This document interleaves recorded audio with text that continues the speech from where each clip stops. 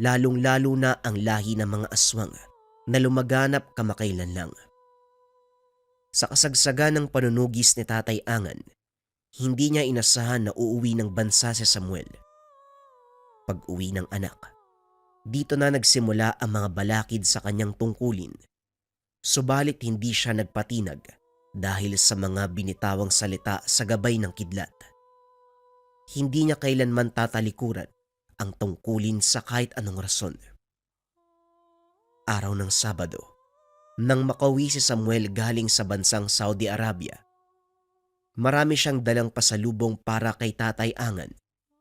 Habang nakasakay ng tricycle, hindi niya mapawi ang ngiti sa mga labi. Ilang taon siyang hindi nakauwi, nasasabik ng makita ang natatanging pamilya, ang kanyang ama. Iyo, sa Santa Rosario ang tungo mo, ana. Oho, doon nga ho. Ay nako, mag-ingat ka ha. Dahil nitong mga nakaraang buwan ang daming naglipa ng aswang doon, lalong-lalo na sa Santa Rosario. Napakunot ang noo ni Samuel sabay sulyap sa driver. Hindi niya inasahan ang narinig. Dahil noong naroon pa sa bayan, wala namang nababalitang aswang. Hindi na sana papansinin ng driver, pero nagpatuloy ito sa pagsasalita. Pero alam mo, sa tuwing may aswang na mangangahas na lalapit sa Santa Rosario, hindi na nasisikatan ng araw. Ho, paano naman ho? Bawat aswang na aapak sa bayan, namamatay. 2 bangkay lang ang natatagpuan, bangkay ng biktima ng aswang o bangkay ng mismong aswang. Hindi pa alam kung sino ang taong palihim na pumupuksa sa pesteng halimaw na yan. Pero malaking tulong siya, kahit papano naliligtas sa mga tao eh. Naging mahaba ang kwento ng tricycle driver, pero hindi na masyadong pinansin ni Samuel. Hindi rin sa pagiging bastos, pero hindi pasok sa templada niya ang ganong klase ng usapin. Maliban sa hindi siya madaling mapaniwala, ayaw niya lang na merong dagdag na iniisip. Makalipas ang maigit 1 oras na biyahe, nakarating din sila sa bayan ng Santa Rosario. Ilang distansya lang din ang kanyang nilakad at narating ang mismong bahay. Pero ang ipinagtataka ni Samuel, parang matagal na inabando ang tahanan. Naghahabaan ang mga damong ligaw sa bakuran. Halos umabot na sa bubong ang mga baging. Sira na ang iilang parte ng kusina. Masyado ding maalikabok na parang ilang taon nang hindi nalinis. Tatay Angan, nandito na po ako. Kagad napaubo si Samuel nang sumalubong ang mga alikabok. Binuksan niya ang mga bintana upang lumabas ito. Isa pa, masyadong madilim sa loob. Kumuha siya ng tuwalya at pinagpag sa bawat sulok ng bahay. Nang naalis na, saka lamang siya nakahinga ng maluwag. Napabuntong hininga nang mapagtantong nagkalat ang mga gamit sa bahay.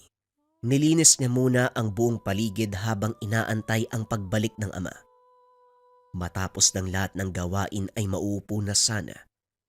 Kaso nga lang biglang napukaw ang kanyang atensyon doon sa isang kwarto. Kwarto ni Tatay Tangan. Dala ng kuryosidad, pumasok siya sa loob at hindi makapaniwala sa nakita. Isang puon na may katawan ng tao. May nag-iisang mata sa dibdib. May nakasabit na kwintas. Sa paanan ay merong iba't ibang maliliit na pwedeng basahin. Sinubukan niyang basahin ng mga nakasulat, pero dahil mga simbolo at letrang hindi maintindihan, ibinaling na lamang ang pansin sa iba at nakita ang nasa ilalim ng altar. Naroon ang mga bote ng langis. Hindi na nanibago si Samuel dahil noon pa man meron ng ganito ang ama.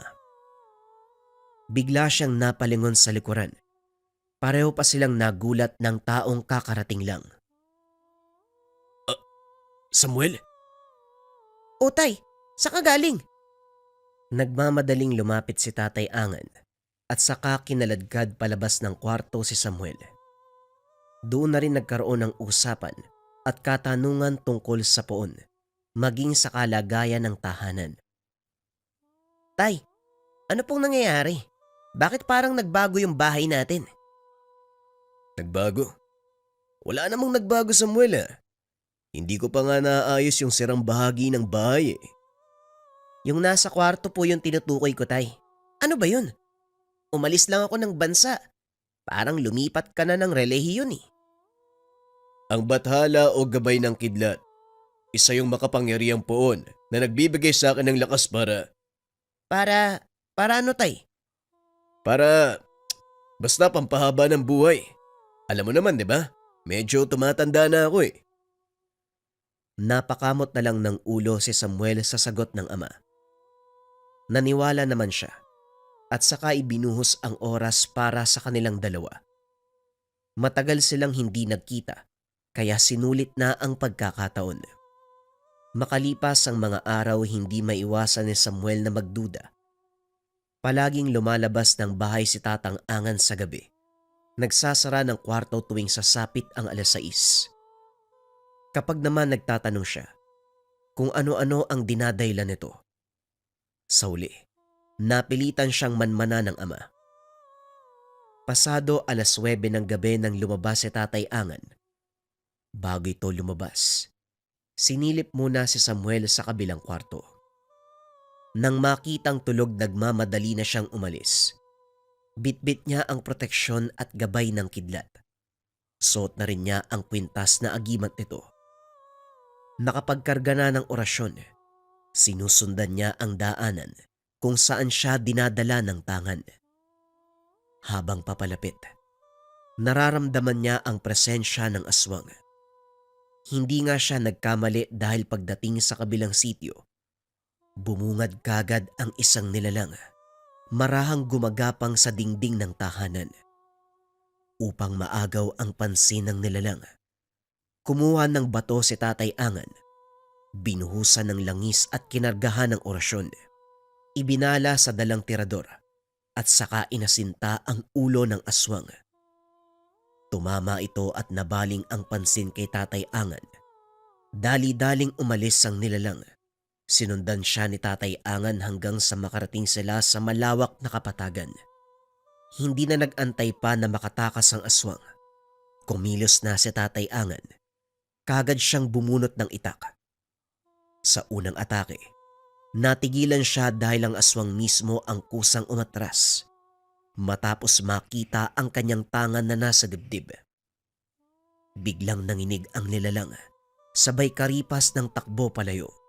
Normal na para kay Tatay Angan ang ganitong gawain ng mga nilalang, lalong-lalo na pag nararamdaman na ang kanyang tangan. Sinundan niya ang aswang. Nang maabutan ay hindi na binigyan ng pagkakataon upang makatakas. Bumulagta sa lupa ang bangkay. Nagmamadali ding umalis si Tatay Angan bago pa may makakita. Kaso nga lang, mula sa hindi kalayuan ay merong nakasaksi ng ginawa niya. Dali-daling lumapit ang mga tao nang wala na si Tatay Angan. Lumapit sa bangkay ng aswang at hindi makapaniwala. Nanginginig pa ito ng sundan ng tingin ang direksyon ni Tatay Angan. Pagdating sa bahay ng matanda, dumiretso siya sa kwarto ni Samuel. Nagkunwaring natutulog pa rin ang binata. Dito na dumiretso si Tatay Angan sa kanyang kwarto. Ilang sandali ang lumipas. Si Samuel naman ang bumangon upang silipin ng ama. Natutulog na ito at mahahalata ang pagod sa muka. Dumiretso siya sa kusina. Napapaisip sa kilos ng ama. Hindi nagtagal. Napatingin siya sa bintana nang may kumalabog sa labas. Sunod-sunod ang ingay. Kaya naman napasilip na si Samuel mula sa babuyan ng kapitbahay. Hindi siya makapaniwala sa nasaksiyan. Isang uri ng anino ang sumunggab doon sa baboy. Hindi na nakagawa ng ingay ang hayop. Dali-dali itong nadakma. Magtatago na sana si Samuel sa takot na baka makita siya ng anino. Kaso nga lang laking gulat niya. Lumabas ng tahanan si Tatay Angan. May dalang itak. Walang pagdadalawang isip na nagtungo sa babuyan. Sinundan niya ang tatay sa labis na pag-aalala.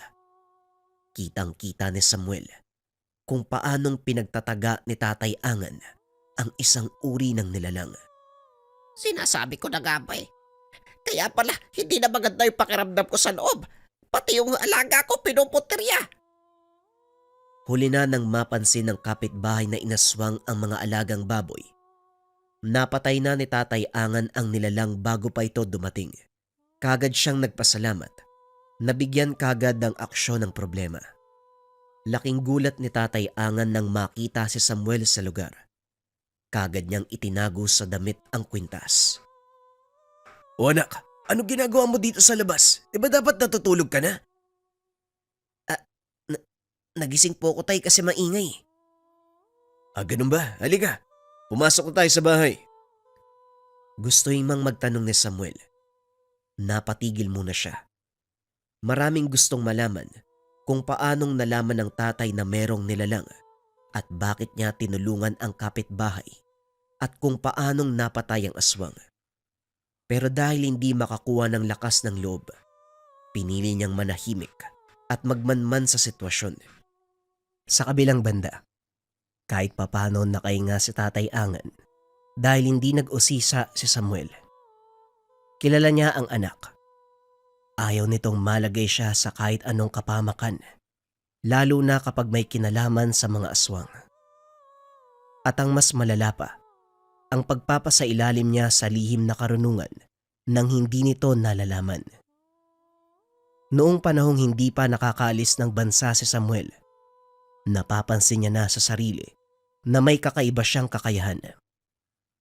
Nakikilala ang aswang kahit nasaan yung tao. Nung una hindi sigurado, pero nang maimbitahan ng kakilalang nagsasanay sa lihim na karunungan, doon niya napagtanto ang kakayahan. Magmula noon, nagsanay siya hanggang sa natutunan ang mga bagay-bagay. Saka lang din niya nagamit ang kakayahan nang umalis ng bansa si Samuel para makapagtrabaho. Wala nang kontrata sa kanya, kaya sinamantala ang pagkakataon. Pero ngayong nakabalik na ang anak, nagsimula na siyang kabahan. Malaki ang tsansa na lumayo ang kalooban ng anak kapag nalaman ang katotohanan. Napabuntong hininga na lamang ang matanda. Pagsapit ng panibagong araw, napansin ni Tatay Angan na lumalayo si Samuel sa kanya. Ayaw mang aminin sa salita, pero palihim siyang nasasaktan sa ipinapakitang kilos nito. Nang magsalo sila sa hapunan, hindi na nakapagpigil si Tatay Angan. Kinausap niya ang anak. Anak, napapansin ko, dumidistansya ka sa akin. Bakit? May nagawa ba ako mali? Wala naman po, tay. Sigurado ka ba? Baka mamaya... Hindi na nagawang tapusin ni Tatay Angan ang salita nang uminit ang agimat. Damang-dama ng kanyang dibdib ang pag-init nito. Napaiwas na rin siya ng tingin kay Samuel. Nagdadalawang isip kung aalis ba o hindi. Nasa harapan niya ang anak. Kung aalis siya ngayon, mas lalong magdududa ito sa kanya. Kaso nga lang, hindi niya kayang tanggihan ang tawag ng tungkulin. Sandali lang anak ha. May nakalimutan ako eh. Kumain ka lang muna dyan. Babalik ako mamaya.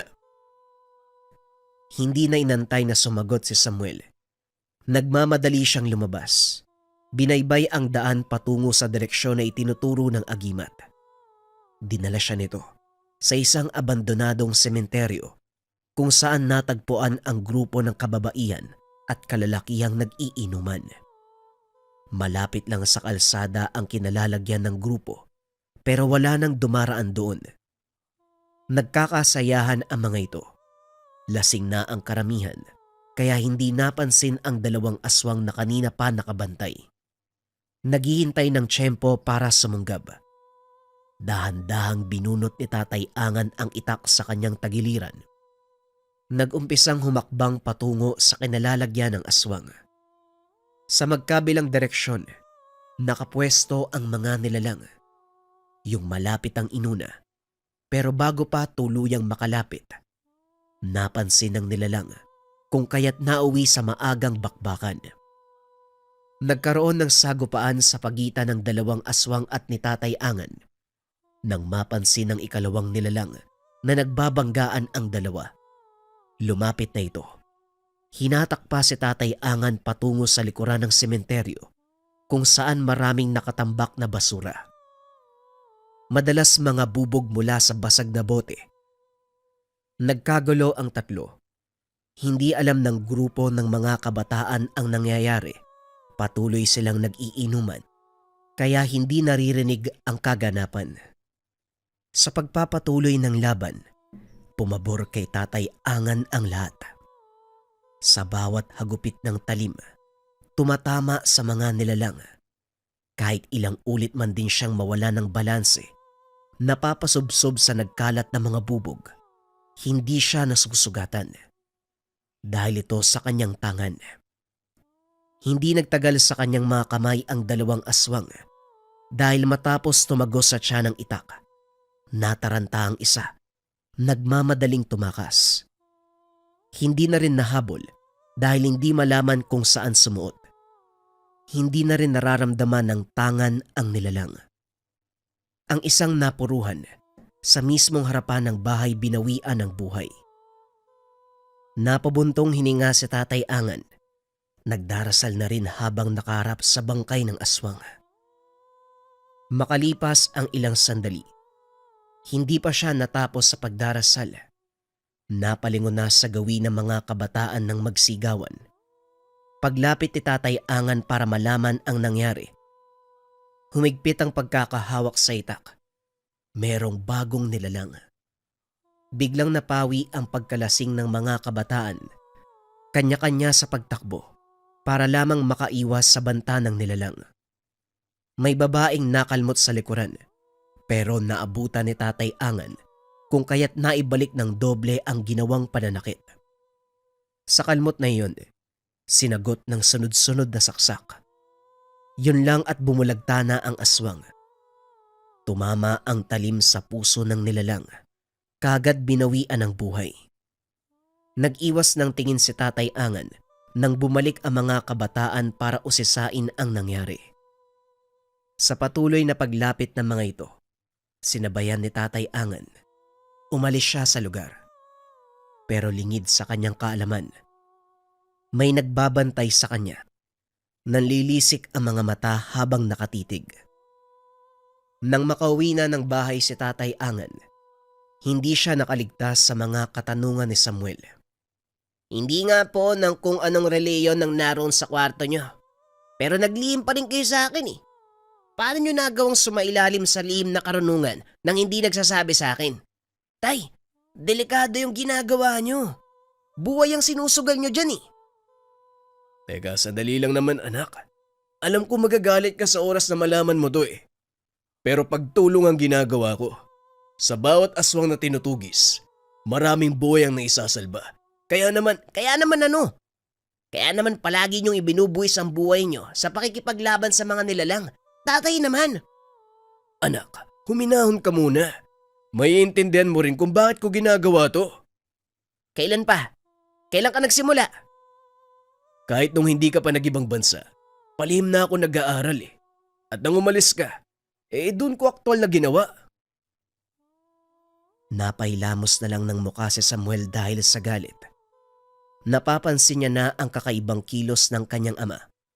Noon pa man, pero hindi lubos akalain na lihim na karunungan pala ang inaatupag. Bagay na labis niyang kinamumuhian. Ang tanging rason kung bakit ganun na lamang ang galit sa usaping ito, hindi nito naisalba ang buhay ng kanyang ina, maging ang kapatid na hindi nabigyan ng pagkakataong maipanganak sa mundo. Habang nagbubuntis ang kanyang ina, inaswang sila ng hindi namamalayan. Nang araw ng kapanganakan, nahirapang mailabas dahil patay na sa loob ng sinapupunan. Ang sabi ng komadrona na nag-aaral ng lihim na karunungan, inaswang ang bata. Ipinangako pa nito na siya ang hahanap sa aswang na pumatay sa sanggol, pero hindi natupad. At ang pinakamalala, maging ang kanyang ina ay nabiktima. Iisang aswang lang ang may kagagawan. Labis ang galit ni Samuel, hindi lang sa aswang, kundi maging sa komadrona. Pero wala siyang nagawa dahil hindi matukoy kung sino ang aswang. Sa paglipas ng mga panahon, paunti-unting natanggap ni Tatay Angan ang nangyari. Pero kasabay nun, napansin na may nagbabago sa sarili. Naguguluhan siya ng una. Pero nang makumpirma na kayang kilalanin ang isang hindi pangkaraniwang nilalang kahit nasaan yung tao, nagsimula siyang magduda. At nang may maimbitahan na kakilala na katulad na may kakayahan sa lihim na karunungan, nagpatulong sila sa isang dalubhasa sa ganitong usapin.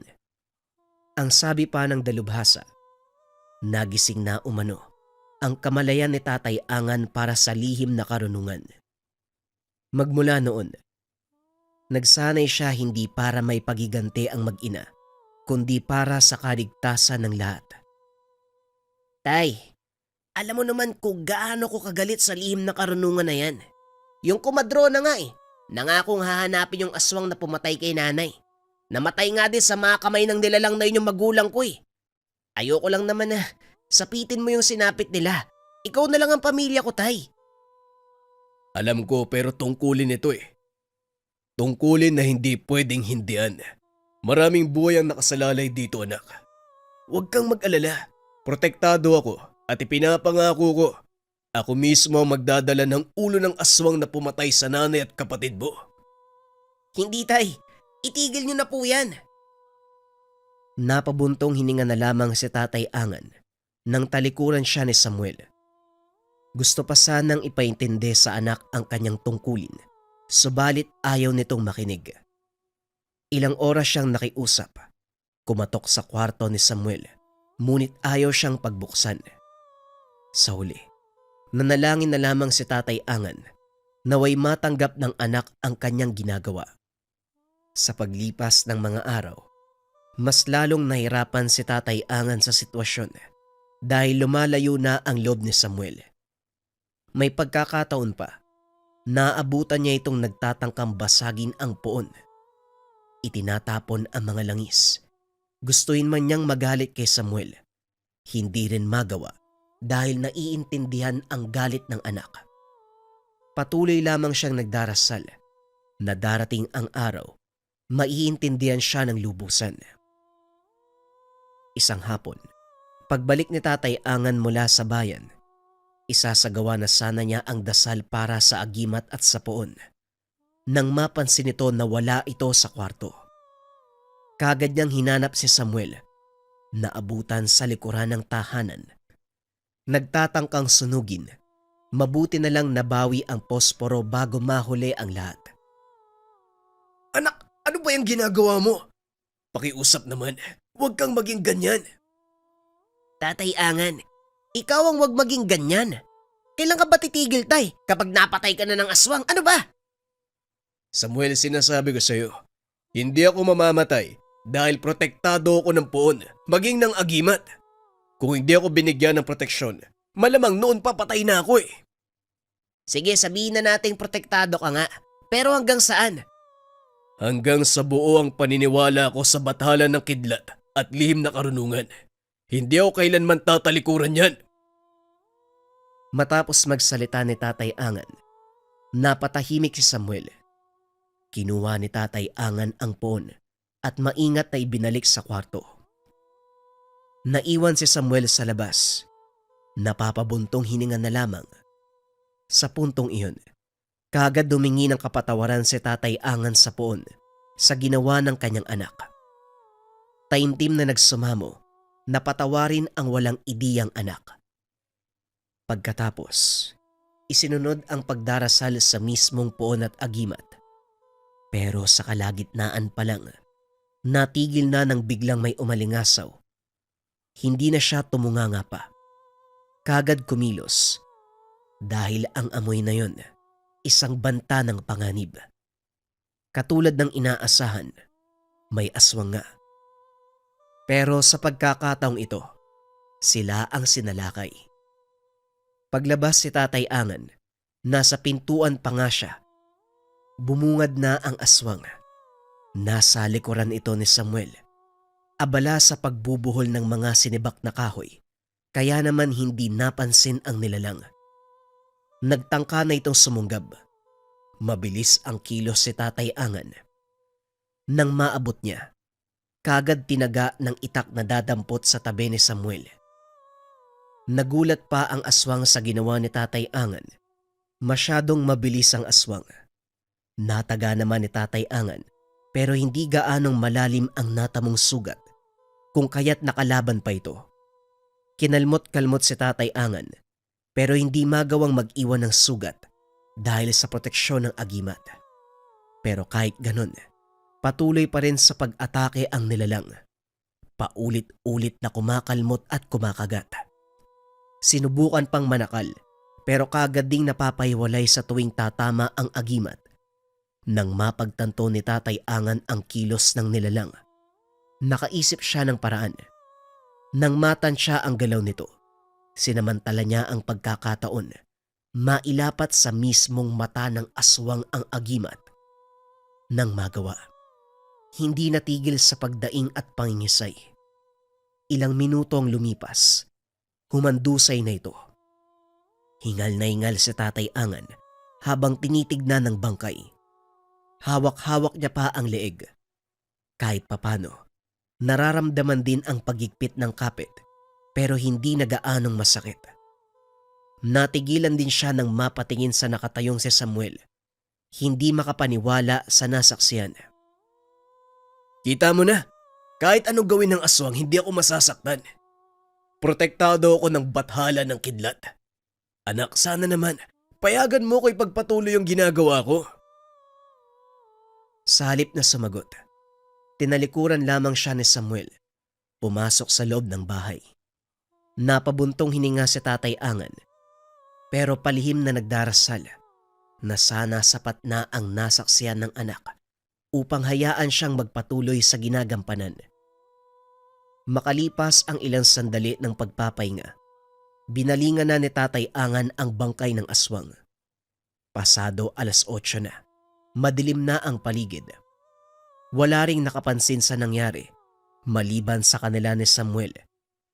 Kaya hinila niya ang bangkay.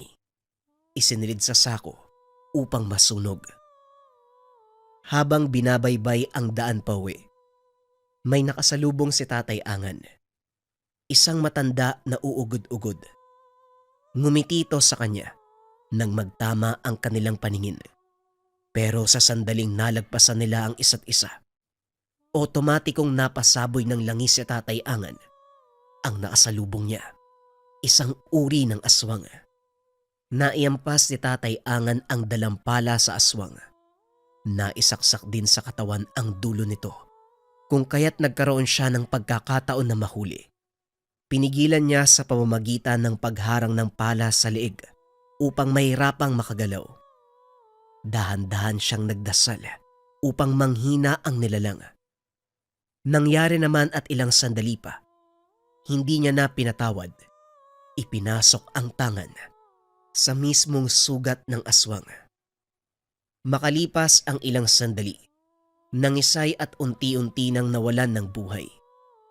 Pagkatapos dumistansya siya, nang makabawi ng lakas, hinila ang bangkay patungo sa unahan. Sinunog niya ang bangkay ng aswang. Sunod-sunod na nangyayaring pagsalakay. Hindi na to maganda.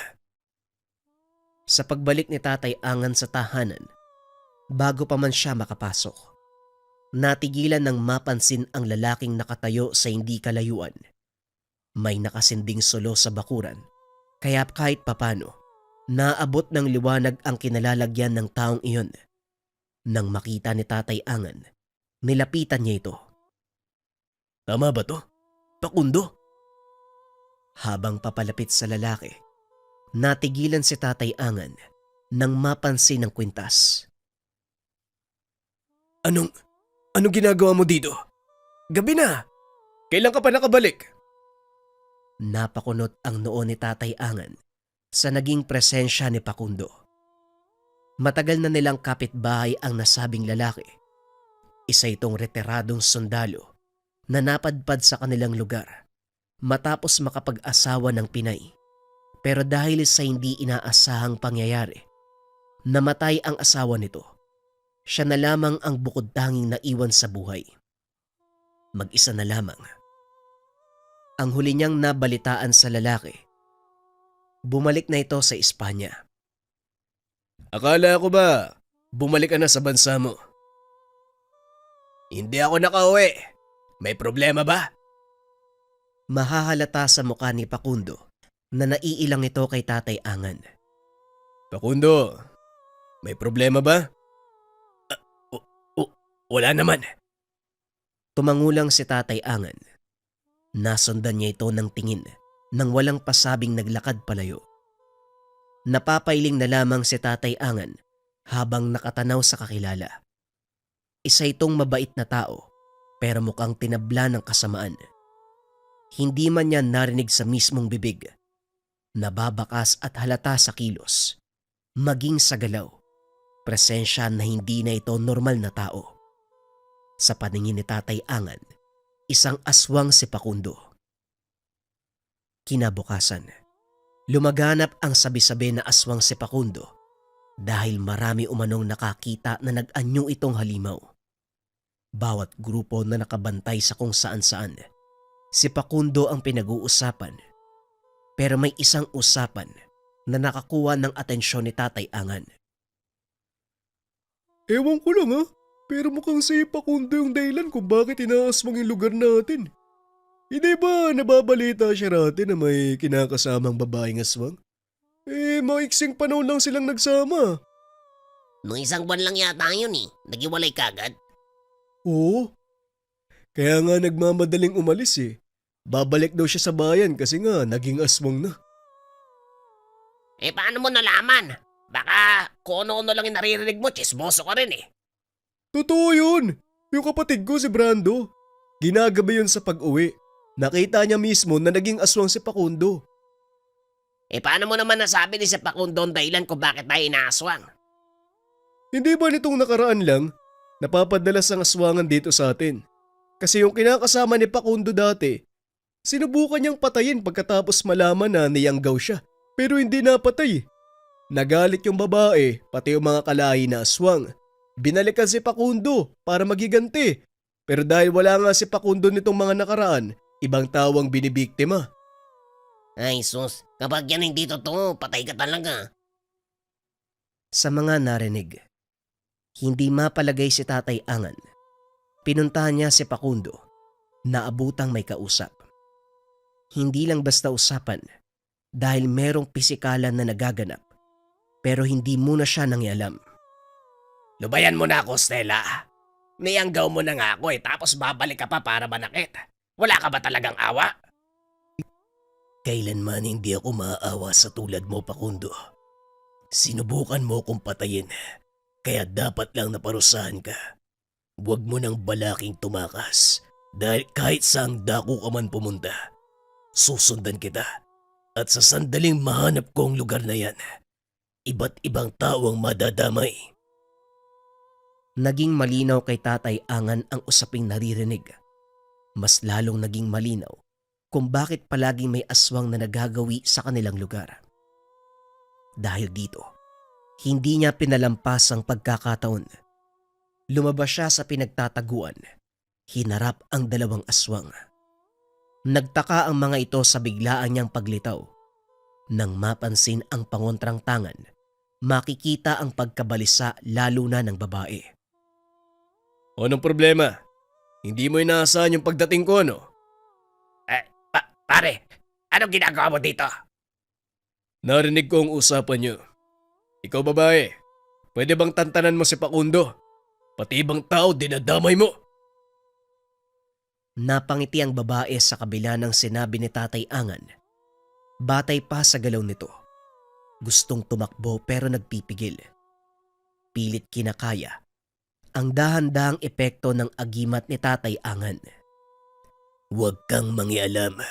Huwag kang magtago sa lakas ng gamit mo. At saka, Hindi na natapos ni Stella ang gustong sabihin dahil sa paglakas ng puwersa ng agimat. Dahan-dahan siyang napapatras.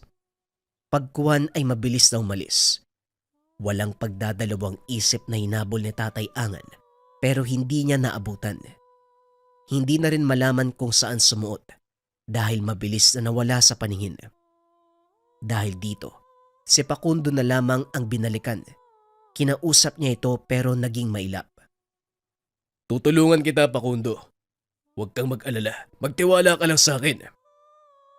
Sa pangungumbinse ni Tatay Angan, nagtiwala si Facundo. Hindi rin ninais ang sitwasyon, kaya kagad siyang pumayag. Mamayang gabi babalik si Stella para patayin ako. Hindi ko rin alam kung bakit niya ako ginawang aswang tapos papatayin din pala.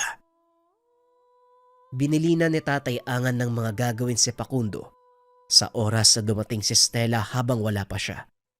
Sinabihan niya ito, kung pwede siyang lumaban, lumaban na.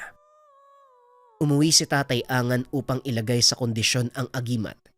Kailangan niyang magdasal upang mapanatili ang pagiging aktibo nito. Wala rin si Samuel. Kahit sa ang sulok ng bahay ay hindi mahanap, hindi natagpuan. Nagtanong sa mga kapitbahay, umalis daw si Samuel patungong bayan na may daladalang kahon. Kagad nagtungo si Tatay Angan upang maabutan ang anak. Ilang minuto pa lang ang nakakalipas magmula nang umalis ito.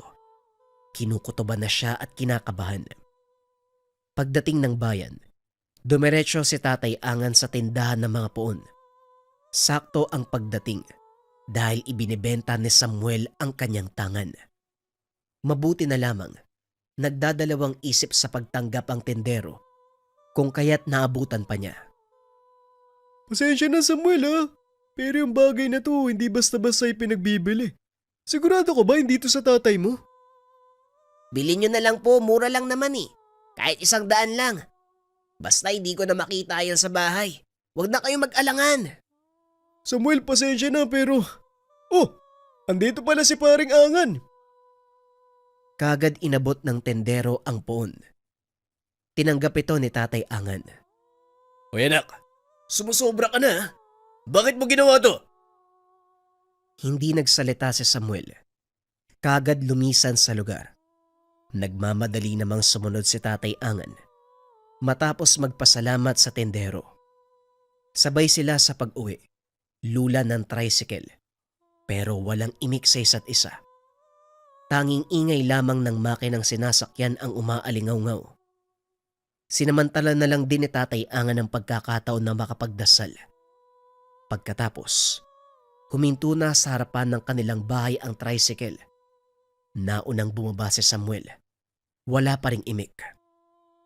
Matapos makapag-abot ng pamasahe, sumunod si Tatay Angan upang makipag-usap ng maayos sa anak. Akala ko ba, nagkakaintindihan na tayong dalawa? Pwede ba tay? Tama na. Hanggang kailan ba kayo titigil? Kung maghihingalo na kayo dahil sa pambibiktima ng aswang. Ilang ulit ko bang sasabihin sa'yo? Protektado nga ako. Hanggang saan nga ang proteksyon na yan? Wala akong tiwala dyan eh. Tay, si Mang Jose na katulad mo, may proteksyon yun kuno eh. Namatay kahapon matapos makipaglaban sa aswang. Ano? Sino ka mo? Hindi makapaniwala si Tatay Angan sa narinig. Si Mang Jose, ang kasabayan sa pag-aaral ng lihim na karunungan. Kumpara sa kanya, mas angat ang kaalaman nito pero hindi niya inasahan na magagapi ito ng nilalang. Paano niyo ako makukumbinsi kung may mga taong may alam sa lihim na karunungan tapos namamatay din? Tay, ayoko lang mawala kayo. Namatay na si nanay at yung kapatid ko eh. Dahil sa aswang yung tapos ngayon ikaw naman. Napabuntong hininga si Tatay Angan sa sinabi ni Samuel. Sa kabila ng narinig at nabalitaan, sa halip na panghinaan, mas lalong nagtibay ang tungkulin na puksain ang mga aswang. Nang mapansin ng oras, pumasok siya ng kwarto. Kumuha ng langis. Kinuha ang itak. Nagmamadali siyang lumabas pagkatapos. Pinigilan pa siya ni Samuel pero wala din itong nagawa. Binilisan ni Tatay Angan ang mga akbang. Papunta siya ngayon sa bahay ni Facundo. Tamang-tama naman ang naging dating dahil kakarating lang din ni Stella. Hindi na muna siya pumasok. Nagmanman pa sa labas. Walang ibang kasama si Stella. Walang bantay na aswang sa paligid. Wala na ring ibang presensyang nararamdaman si Tatay Angan kung hindi sa kanya lang. Sa tulong ng nakabukas sa bintana, nakikita niya ang kaganapan sa loob. Dinuro ng babae si Pakundo. Sinampal. Sinisigaw-sigawan. Nagtataka pa siya kung bakit ayaw nitong manlaban. Pero nang maalala ang likas sa kabutihan na hindi kayang pagbuhatan ng kamay ang sinumang babae. Aswang yan, Pakundo! Labanan mo! Nang mabugbog sarado na si Pakundo, hindi na nagpapigil si Tatay Angan. Pumasok na siya ng bahay. Pero bago pa man makalapit kina Stella at Pakundo, natigilan ng marinig ang kanilang usapan. Ano pa ba ang gusto mo? Sinabi ko na sa'yo hindi ako magsasalita. Hindi ko sasabihin kay Angan na ikaw ang aswang na nambiktima sa kanya mag-ina. Pabayaan mo na ako, Stella. Ginawa mo ng impyerno ang buhay ko. Dahan-dahang nahugot ni Tatay Angan ang itak sa kanyang tagiliran. Maigpit itong hinawakan. Walang pasabing pinasok ang kwarto ni Pakundo. Tinaga si Stella. Nakailag naman nito pero nadaplisan ng braso. Sinugod ng sinugod si Tatay Angan hanggang sa nagkagulo sa paligid. Nagkalat na ang mga gamit. Nagtamo ng maraming galos at daplis mula sa patalim si Stella. Matagal kang hinanap ni Samuel. Dito ka lang pala matatagpuan. Ngayong alam ko na ikaw ang pumatay sa akin mag-ina. Sisingilin din kita ng kamatayan. Muling sinugod ni Tatay Angan si Stella, pero mabilis itong nakatakas sa pamamagitan ng pagdaan sa bintana. Napamura na lamang siya habang pilit na pinapakalma ang pagsabog ng damdamin. Pasensya ka na ako hindi ko nasabi, paring Angan. Binantaan ako ni Stella. Papatay niya raw ako kung sasabihin ko sa'yo eh. Siya rin ang pumatay sa komadrona, pati na rin kay Mang Jose. Saksi ako sa lahat, pero hindi ko nagawang sabihin sa'yo. Sana patawarin mo ko. Lumod sa kanyang harapan ang matanda, pero hindi niya na pinansin. Nagmamadali siyang lumabas at hinanap ang bakas ni Stella. Ngayong alam ko na kung sino ka at kung ano ang ginawa mo. Ako na mismo ang kakaladkad sa'yo pa impyerno. Nanginginig sa galit si Tatay Angan habang sinusundan ang bakas si Stella. Napatigil siya nang mapansing nakasunod si Pakundo. Alam ko ang bahay ni Stella. Sundan mo ko. Kagad nagtiwala si Tatay Angan. Sinundan niya si Pakundo at katulad ng sabi, alam nga nito ang bahay ni Stella. Maigit 1 oras pa ang paglalakad. Naisip pa ni Tatay Angan na niloloko siya ni Pakundo. Pero makalipas ang ilang sandali, bumungad ang nag-iisang bahay sa kalagitnaan ng malawak na talahib. Hindi sila makalapit kagad dahil may mga nilalang na nagbabantay. Mga kapatid yan ni Stella. Mag-ingat ka, paring Angan. Ilang beses ka na rin nakita ni Stella kung paanong makipaglaban sa aswang. Anong ibig mong sabihin?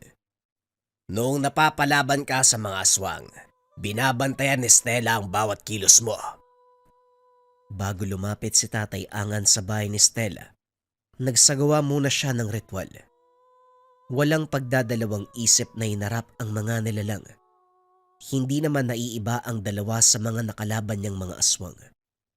Madali lang patumbahin sa pamamagitan ng bisa ng pag-usal ng dasal at bisa ng kanyang agimat. Humandusay sila sa lupa. Nagmamadaling pumasok si Tatay Angan sa loob sa pag-aakalang nakatakas si Stella, pero pagbukas niya ng pintuan, sumalubong ang babaeng aswang at kagad siyang sinugod. Nagpaulan kagad ng kalmot ang nilalang. Sinubukan pang ipasok ang naghahabaang buhok sa ilong at bibig ni Tatay Angan, pero naging maagap siya. Dali-daling pinutol gamit ang itak. Nang pumabor kay Tatay Angan ang pagkakataon, tinaga niya ito pero nadaplisan. Kahit ganun, Nagkaroon pa rin siya ng tsansang maitumba para hindi na makatakas. Isinaksak ni Tatay Angan ang patalim sa hita nito. Dumagungdong sa buong dako ang nakakabinging angin. Pagkatapos inilabas niya ang langis. Isinaboy sa mukha ni Stella. Ngayon tikman mo ang pait ng paghihiganti. Dadahan-dahanin kong paniningil sa'yo. Mula sa ginawa mo sa aking mag-ina, sa kumadrona, sa mga inosenteng dinamay ng lahi mo, kay Mang Jose, pati na rin kay Pakundo. Hindi na matigil sa paghiyaw ang nilalang. Kahit anong pagpupumiglas, hindi magawang makatakas. Pagkatapos ng langis, sinundan ni Tatay Angan ng dasal at orasyon. Maging si Pakundo ay nasaksiyan ang pangingisay ni Stella. Kalunos-nulos na kalagayan, subalit walang balak na tigilan ni Tatay Angan. Maging ang kaluluwa mo, sisiguraduhin kong magdurusa. Ibinuhos ni Tatay Angan ang huling patak ng langis sa mismong bibig ng aswang. Nangisay ang aswang. Tumirik ang mga mata. Bumula na ang bibig at nagsimulang manigas ang mga daliri't kamay. Dumistansya muna si Tatay Angan. Umusal uli ng dasal. Pinagmasdan ng pagdurusa ni Stella hanggang sa unti-unti na itong natahimik. Nawalan ng buhay at nanigas. Matapos nun nakahinga ng maluwag si Tatay Angan, doon na rin bumuhos ang kanyang mga luha dahil sa damdamin. Sa wakas natupad din ng nais ni Samuel na mahanap ang aswang na pumatay sa kanyang ina at kapatid. Matapos ng kaganapan na baling ang pansin ni Tatay Angan kay Pakundo na hindi mapalagay sa kinakatayuan. Nilapitan niya ito pero kagad siyang naitulak palayo. Naintindihan niya ang kilos ni Pakundo dahil tinatawag na naman ito ng pagkalimaw. Ilang sandali pa, nag-anyong aswang. Tinignan lamang ito ni Tatay Angan. Wala siyang balak na saktan ng katulad ni Pakundo. Sabihin man na isa itong aswang, hindi pa rin may pagkakaila. Inosente siya. Naging biktima lamang ng pangyayanggaw. Hindi siya sinugod ni Pakundo. Salip tumakbo ito palayo. Tahimik niyang sinundan. Habang sinusundan si Pakundo na naghahanap ng tawag ng sikmura, sinimulan niya ang pagdarasal. Isang orasyon na layong paamuhin ang isang bagong yanggaw. Gagamitin niya ang lakas ng gabay ng kidlat upang subukan na magamot pa ang kaibigan. Habang patuloy sa pag-uusal, dahan-dahang kumakalma si Pakundo. Napatigil ito sa paglalakad. Ilang sandali pa bumalik na sa anyong tao. Nawalan na lamang ng malay. Sinikap niyang buhatin upang maiuwi sa tahanan. Sinigurado ni Tatay Angan na maayos ang kalagayan ni Pakundo bago niya iwan. Pagbalik sa bahay ni Tatay Angan, nasa pintuan si Samuel.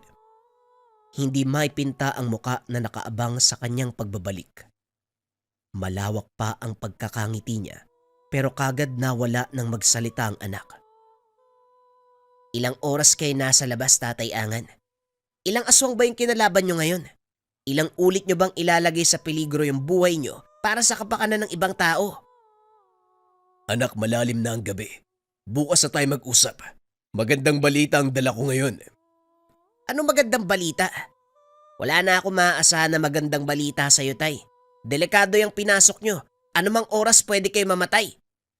Kahit ano pa ang sabihin mo, anak, umuwi ako ng ligtas sa tahanan. Hindi ako namamatay. Nakakatulong ako sa ibang tao.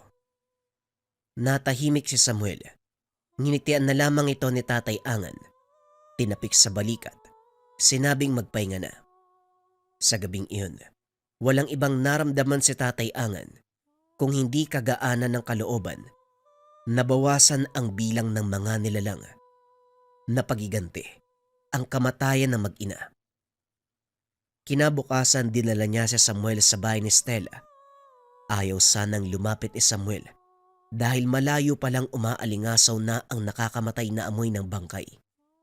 Nakahandusay pa sa lupa ang bangkay ng mga kapatid ni Stella at nasa loob ang bangkay nito.